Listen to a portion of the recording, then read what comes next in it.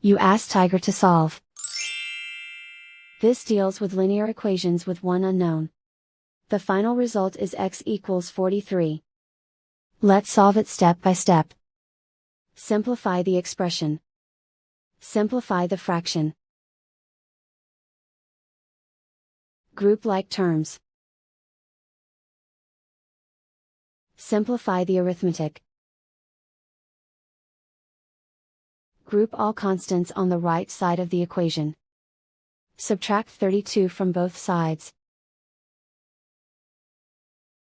Simplify the arithmetic.